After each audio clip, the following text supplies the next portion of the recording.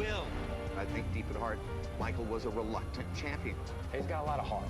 I want to kill those people that question that. Back then, I couldn't see it as it was happening. Moore seems to be gaining confidence. Teddy always taught me if you're a complete fighter, you're able to fight anybody at any time. He's a 45-year-old man in a young man's game. George could break ribs with punches. Starting to get the Moore's respect. George has sweatshirts older than Moore. Other than being boxers, there was nothing in common at all. In 1988, Michael Moore arrived at the Kronk Gym in Detroit, a program unparalleled in the production of champion boxers. A small-town kid from Monessen, Pennsylvania, Moore quickly adapted to his new surroundings. When you fought inside the gym, you gained a lot of notoriety, recognition on what you did in the ring.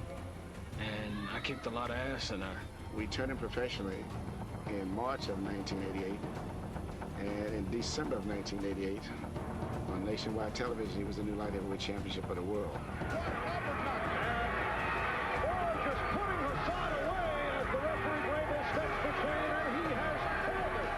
Manuel promoted him as the next Tommy Hearns, and so from day one, he was under a lot of pressure.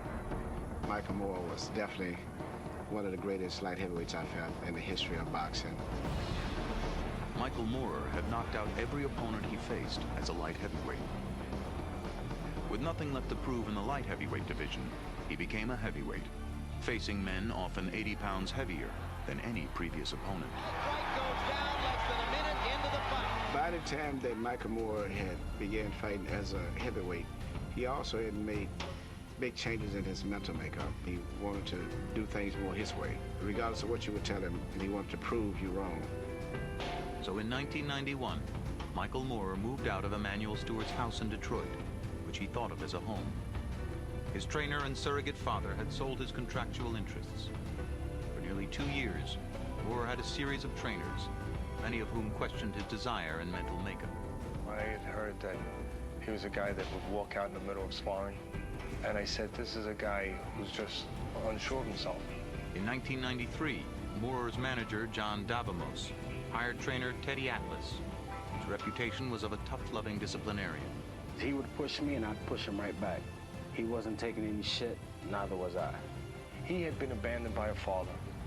He had been abandoned in certain situations professionally, so he wanted to test to see if you were really going to be there, if you weren't going to disappear. There's no question that Teddy was the right guy at the right time. He was my trainer, and he was also my friend, a person who taught me a lot. I love Teddy.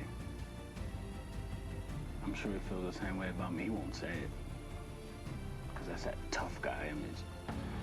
In only their second fight together, Moore and Atlas walked into the ring to face the greatest challenge of their collective careers, a heavyweight championship fight with Evander Holyfield.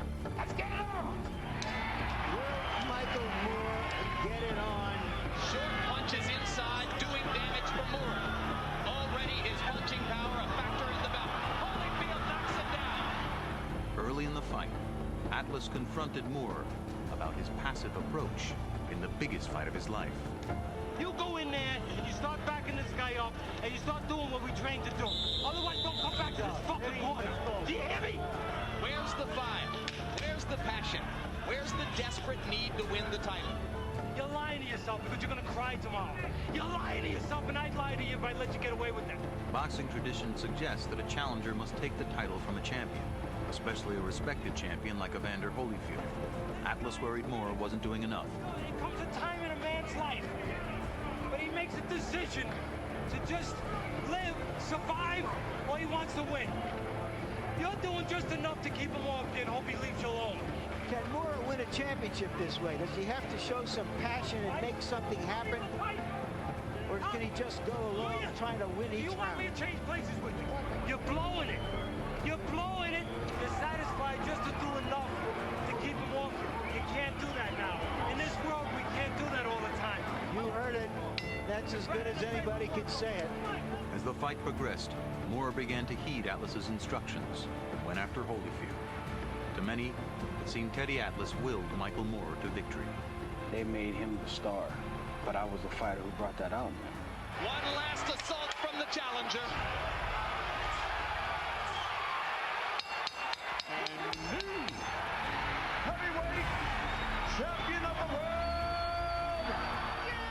there anything in particular that he said that rung a bell? When he said, this is the one opportunity in a lifetime, you've got 12 minutes to go? He told me this is for my son, and I pushed hard for my son.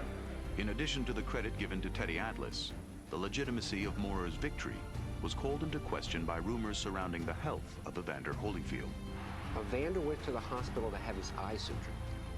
At that point, he developed some shortness of breath, he got some fluid in his lungs, and there appeared to be an obvious problem with his heart.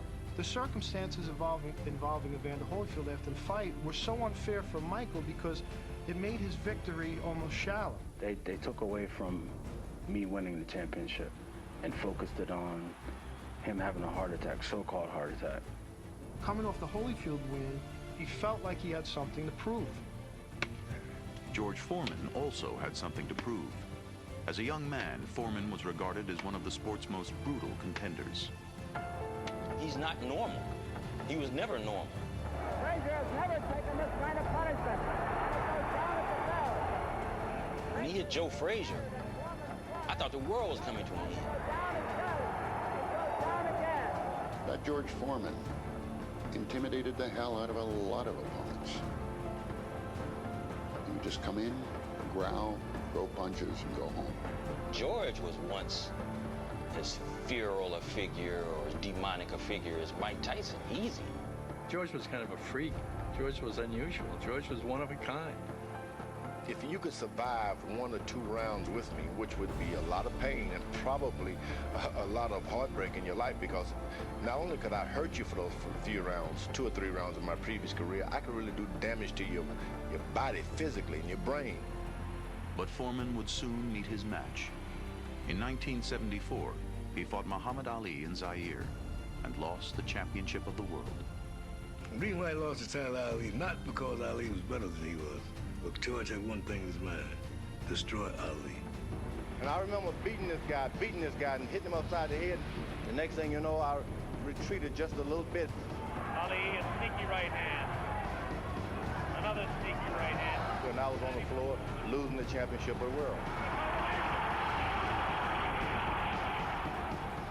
If you look at those film clips carefully and watch Zach Clayton's count, Foreman is up at 9, and so beaten he just goes to his corner. Just walks off. He was beaten mentally more than physically. The bitter memories of losing his title haunted Foreman. He retired in 1977, and for the next 10 years served as an evangelist minister in his hometown of Houston, Texas. The little fame and fortune we get is not going to follow us in the grave, brother, sister. 13 years after losing the heavyweight title, he began his seemingly impossible quest to regain it. George came to me and said, "Bush, I'm coming back in boxing. What do you think about Helen?" And I talked to him and I said, "George, this is a young man's sport. You should leave it alone." His return to the ring in 1987 was greeted with mocking laughter from the media. When this comeback started, I was one of the guys going, "Oh, come on. Please, boy, you know, some guys will do anything for a buck." 257. 257. His physique was not as appealing as it was many years ago. I had to hear all of that, and this is why I had to be in the most supreme condition of my life. The public image of George Foreman was that of a disturbed and defeated former champ. By his own admission, Foreman returned to boxing for the money and nurtured a new consumer-friendly image in the process. Oh, George. I was a salesman. I'd learned to be a salesman. I had 10 years out of boxing to be an evangelist, and I'd understood if you don't really make some noise and make people pay some attention, no one is going to stop and listen to you. Foreman persevered for several years, facing opponents who ranged from dangerous to worthy to highly overmatched. When he first came out of retirement, he was considered a better story than fighter because of his selection of opponents. This perception changed overnight. Right hand on the surface of Holyfield's head. In 1991, Foreman fought Evander Holyfield in his first attempt to regain the title. His fight with Holyfield was terrific, and he really fought well and fought bravely. And people started to look at George Foreman in a different light. They're applauding George Foreman for his courage and persistence. With his well-constructed comeback in its 7th year, Foreman found himself in line for a title shot. Mike Tyson was away in prison. Evander Holyfield and Riddick Bowe were in the process of deteriorating each other. Lennox Lewis had lost unexpectedly to Oliver McCall, so the landscape was open. A few days after Michael Moorer beat Evander Holyfield, I got a call from George. And I said, George, you can't kid me. You want to fight Michael Moorer. And he said, more than anything else in the world, get me that fight. Many still doubted whether at age 45, Foreman could recapture the title taking on a 26-year-old heavyweight champion. But George continued being his own pitchman. I just want to go out there, show the world that 45 and 55 is not a death sentence. We can do anything we want to do. It sort of became everybody's friend. And a great quote. Let me talk to George. George will give me a quote. You know, he'd even ask you, what do you need? In contrast, Moorer resembled a young Foreman, disturbed, disgruntled, and disenchanted. They're looking for something that the average person at home will say, I gotta watch this. Michael Moorer just didn't offer that much verbally for people to catch on to it. While Foreman wooed the public, Moorer lost patience with his antics. I knew what Teddy had told me, like, he's a big con. And I just look at him like, go get me a sandwich and sit down. You're so fake. Moorer had even less patience with the media. Back then, I was probably very confrontational. He was worse than reclusive. He was almost antagonistic to the point where you almost felt, not knowing any better, that it might be dangerous to be with him. If you asked a question that he felt was stupid, he would say, that's a stupid question. And to myself, it'd be, this ass was going to ask me the dumbest question ever. You're right, everyone does ask that question. And now, you know how sports writers are. They're the smartest guys in the room. So they don't want to hear that from a fighter. I'm not going to put on no act or put on no show for nobody. People already thought he was a little mean, so we said, everybody thinks he's mean? Well, let's run with it anyway. So now you have the good versus evil. Tonight, live from the MGM Grand in Las Vegas, Nevada, HBO Sports presents World Championship Boxing as Michael Moorer, WBA and IBF heavyweight champion, defends his title against the one and only George Foreman. There are a lot of skeptics out there who think that George now is more King Khan than King Kong. George hasn't earned this championship shot as a fighter. He hasn't fought in a year and a half, and on that inauspicious occasion, he lost to Tommy Morrison. On the other hand, George is a star, and stardom, like age, has its privileges. There are many, many champions and very, very few stars. That's why he's here. On November 5th, 1994, Michael Moorer headed into the ring to fight 45-year-old George Foreman. Moorer was looking to impress the public who ignored him, media who questioned him, and the trainer who became a star instead of him. Has Teddy Atlas received too much credit? And he was going to do it his way. Even prepared for this, right? Then he booed me. That doesn't matter. I was still champion. Michael knew, he's not a dummy, that night in the arena, if they seat 19,000, 18,500 were going to be cheering for Foreman.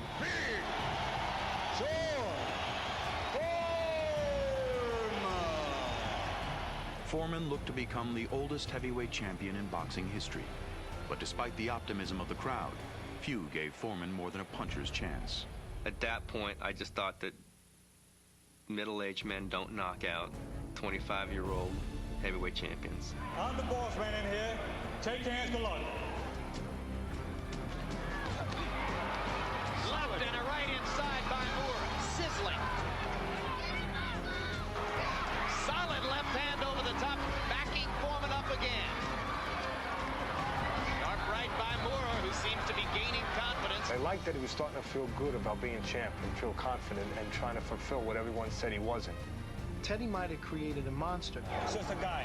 Our sparring partners were better. Teddy always knew that instilling confidence in Michael was one of the keys to getting him to perform at a certain level. I have a sense here, Gil, that Moorer feels as though he has felt Foreman's power and it's not going to hurt him. That could be a big mistake. I had no intention of throwing out my power at him in the first, second, and third round. He didn't have control over the fight. He didn't have control over me. And my intentions were to extend him and make certain that when I hit him with one shot, he would not get up. There's no reason for you to stand there and let him find you. George with a strong start in round 5. Moore is still standing right in front of him. Big right hand. That's the best right hand of the fight by George Foreman. I never could understand why he was being so courageous. Standing in front of a big man like that. Moore allowing Foreman to land, and the big man is getting off to good effect in round 6. I don't think we've seen him yet follow Atlas's instructions to move away and put more distance between himself and George. Listen to me, you're not gonna have a real friendly corner. I'm proud of you, but you're not gonna have a friendly corner if you keep letting him go slow. All right? You're gonna make him go faster? I thought I was doing fine, but he's on the outside looking in. I can't see what he sees. He can't see what I see. Harold Letterman, how do you see it so far? Jim, 6 rounds to 1, commanding 5-point lead for Michael Moore. So I can perfectly understand how if Teddy was saying do this, do that, between rounds 4, 5, and 6, and 7, Michael was thinking, why do I need to listen to anything? Everything I do is working. What people don't remember is up until the 10th round, Michael fought the best fight of his career. I mean, he was tremendous that night. I think he was brilliant for the first 9 rounds. He was doing everything right, but I was doing something he had not prepared for. You can see Foreman loading up with that right hand. I'm surprised that Moore couldn't see it. How can you say he was setting me up for a 1-2? I don't think Teddy Atlas and those trainers knew exactly what I was doing. That's bullshit. Totally. What's not bullshit is that George knew his best chance to hit you was with a blind punch you wouldn't see. At the end of the last round, I thought Michael Moore had found the key. He was moving to his right, and he was really picking George apart. He goes out this round, and he goes right back to his left again. Michael Moore was falling into a trap. There was a case where George set him up with that right hand, but just couldn't pull the trigger. That's those slow reflexes. I think the myth of George's power has been exposed by Michael Moore so far. He was swollen up. He was losing. He was starting to wonder whether or not he was going to pull it off. And George makes it out of the round that bedeviled him in Zaire 20 years ago.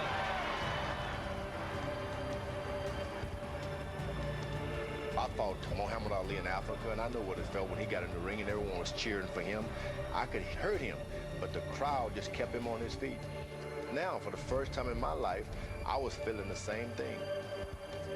Here was a guy that was clearly on a mission in his own life. You just knew you were dealing with something that mentally was a little different. Foreman's strategy was not simply to land one punch, but rather a series of punches to set up what would most likely be his last shot to make history. I was able to get a body punch in, just one body shot. He threw that left hook just to move this guy. I gotta get him to move this way. If he moves this way, I'm not gonna be able to land this punch. I would hurt them. I'd use the old cattle tactics. So he was calm. He had the ability to think like that. I knew then if I knocked him down once, he would have to stay down. Win or lose, George is going to have a left eye swollen shut tonight. George's best punch is still that left jab. And my jab was going to be the most important punch in the boxing match. It still snap a left jab out, but not do much else. So don't worry, Mike. You know, I'm an old man. Don't worry about that. And you stand there. And then all of a sudden, boom, bing, there's a right hand right behind it. Don't stay there because he's looking to set you up one shot, and then he'll open up a combination because he hits you.